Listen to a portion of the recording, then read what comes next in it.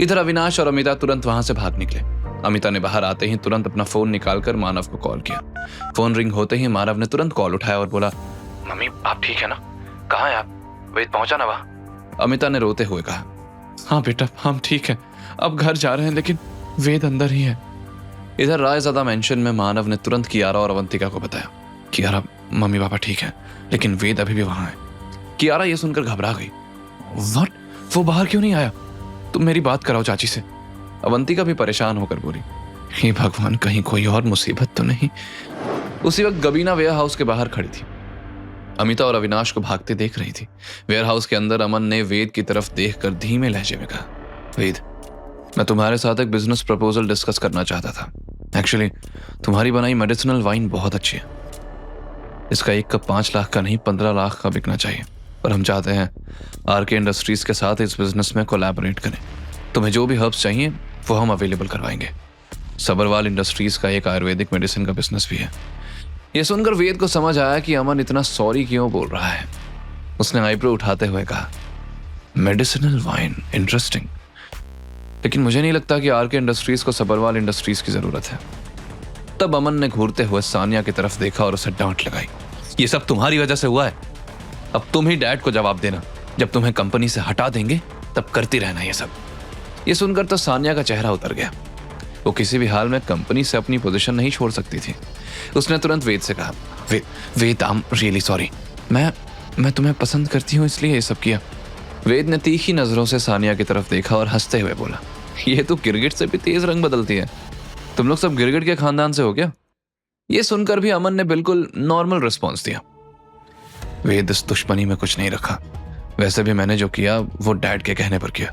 अब वो ये दुश्मनी खत्म करना चाहते हैं। वी आर एजुकेटेड पीपल, ऐसी बेकार की दुश्मनी में वक्त क्यों जाया करना? वेद ने सरकास्टिक टोन में कहा, मैंने कॉलेज तो क्या स्कूल की भी शक्ल नहीं देखी है, and I am not so educated. इसलिए जिसने मेरे साथ या मेरे परिवार के साथ बुरा किया है उसे मैं कभी नहीं भूलता। यह सुनकर अमन के चेहरे के एक्सप्रेशन बदल गए, लेकिन उसने तुरंत अपनी मुस्कान की चमक दिखाते हुए एक बॉडीगार्ड को इशारा किया। बॉडीगार्ड ने उसके हाथ में एक्सपेंसिव वाइन बॉटल दी और तब अमन बोला, यह स्पेशल वाइन है, बहुत रेयर और कॉस्टली है। तुम्हें वाइन बनाने का शौक है ना? एक बार टेस्ट करके देखो, तुमने ऐसी वाइन नहीं पी होगी। वेद को यह तो समझ आ रहा था कि सब कुछ अमन की चाल है। उसने कंधे उचकाते हुए कहा, मैं अकेले तो ये वाइन नहीं पीने वाला। तब अमन तुरंत बोला, हम दोनों भी इस दुश्मनी को दोस्ती में बदलने की खुशी में पियेंगे ना। उसने तुरंत ग्लास रखवाए और 3 ग्लासेस में वाइन डाली। तभी वेद बोला, ये बजाज भी तो है, इसे तो दूसरे की वाइन चुराने का शौक है ना, इसे भी पिलाओ। अमन ने तुरंत उसकी बात मानते हुए चौथे ग्लास में भी वाइन डाली। वेद ने वाइन के कलर और स्मेल को गौर से देखा। उसने तेजस से हर तरह की ट्रेनिंग ली थी, इसी कारण उसे समझ आ गया कि इसमें कुछ मिलाया गया है। वेद ने मन में सोचा, लगता है ये लोग अभी भी मुझे बेवकूफ समझ रहे हैं, वाइन के नाम पर पॉइजन दे रहे हैं। अभी बताता हूं, वैसे भी इस बजाज से बदला लेना बाकी है। इससे पहले कि अमन वाइन का ग्लास देता, वेद ने आगे बढ़कर 2 वाइन के ग्लास उठाते हुए कहा, चलो आज तुम्हारी स्पेशल वाइन टेस्ट करके देखते हैं। ये कहते हुए उसने एक ग्लास पवन के हाथ में दे दिया और फिर अमन और सानिया की तरफ देखते हुए बोला, क्या हुआ, पी क्यों नहीं रहे? अच्छा चीयर्स नहीं किया, चीयर्स। अमन, सानिया और पवन को वाइन पीते देखने के बाद जैसे ही वेद ने ग्लास लिप्स के पास लाया, उसने सीक्रेटली ग्लास को थोड़ा एंगल पर घुमा दिया। वाइन धीरे धीरे फ्लोर पर गिरने लगी, लेकिन वेद ने अपने हाथ ऐसे रखे कि किसी को कुछ समझ ना आए। सामने टेबल होने की वजह से भी किसी को फ्लोर पर गिरी हुई वाइन दिखाई नहीं दी। वेद ऐसी एक्टिंग कर रहा था मानो वो वाइन पी रहा हो। जब अमन ने देखा कि वेद ने पूरा ग्लास खत्म कर दिया तो अमन अचानक हंसने लगा। वेद, तुम खुद को बहुत स्मार्ट समझते हो ना, आज तुम यहां से जा नहीं पाओगे, वेद ने सरकास्टिक टोन में कहा। हाँ, क्योंकि तुमने मेरी वाइन में कुछ मिलाया था, है ना? यह सुनकर अमन ने हैरानी से वेद की तरफ देखा। तुम्हें कैसे पता चला? तभी सानिया ने जवाब दिया, इससे कोई फर्क नहीं पड़ता अमन कि इसे कैसे पता चला। अब तो बस चंद सेकंड्स में इस पर वाइन का असर होने लगेगा और फिर यह खुद को मेरे करीब आने से रोक नहीं पाएगा। वेद ने मुस्कुराते हुए कहा, हर पॉइजन की अपनी स्मेल होती है। तुम्हारी इस चीप ट्रिक से मुझे कुछ नहीं होने वाला, क्योंकि वो वाइन मैंने पी ही नहीं। अब तुम दोनों बेवकूफ ये बात कान खोल कर सुन लो, दुश्मनी शुरू तो तुमने की थी और खत्म मैं करूंगा। ये सुनकर अमन गुस्से में आकर बोला, how dare you threaten my family. तुमने समझा क्या है अपने आप को? अचानक अमन ने अपनी पॉकेट से गन निकालकर वेद पर अटैक किया, लेकिन वेद ट्रेन फाइटर था। उसने आसानी से अमन का हाथ ट्विस्ट कर दिया और गन छीन ली। उसने गन को अमन के सर पर पॉइंट किया तो अमन और सानिया की तो सांसें ही अटक गई, लेकिन वेद ने गन को खोल दिया और उसके दोनों हिस्से अलग अलग डायरेक्शन में फेंकते हुए कहा, ऐसे खिलौनों से किसी और को डराना, समझे? ये कहते हुए वेद ने अमन की गर्दन पर अचानक वार किया कि वो बेहोश होकर फ्लोर पर गिर पड़ा। ये देखकर सानिया घबरा कर चिल्लाई, मांझी, सब लोग आकर इसे सबक सिखाओ, ये यहां से जाना नहीं चाहिए। मांझी और 6-7 ट्रेन फाइटर्स वेद की तरफ बढ़े। मांझी तो जैसे इसी वक्त के इंतजार में था। पिछली बार जब वेद ने उसे हराया था, उसके बाद मांझी ने दिन रात ट्रेनिंग की थी। वेद ने मुस्कुराते हुए कहा, पिछली बार की पिटाई से शायद तुम लोगों की अकल ठिकाने नहीं आई थी। वैसे मेरे मन में एक सवाल था, ये सबरवाल तुम लोगों को अच्छी सैलरी देता है ना, और हॉस्पिटल का खर्चा भी उठाता होगा ना?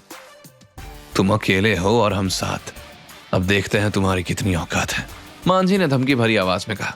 तब वेद मुस्कुराते हुए बोला, क्वांटिटी से क्वालिटी बेहतर होती है। वेद अब तेजी से सबकी पिटाई कर रहा था। तभी मांझी ने सबको अलग अलग डायरेक्शन से वेद पर हमला करने को कहा। दूसरी तरफ सानिया ये सब देख रही थी। वेद को फाइट करते देख उसकी आंखों में चमक आ गई थी। उसे अपने लिए एक ऐसा ही पार्टनर चाहिए था।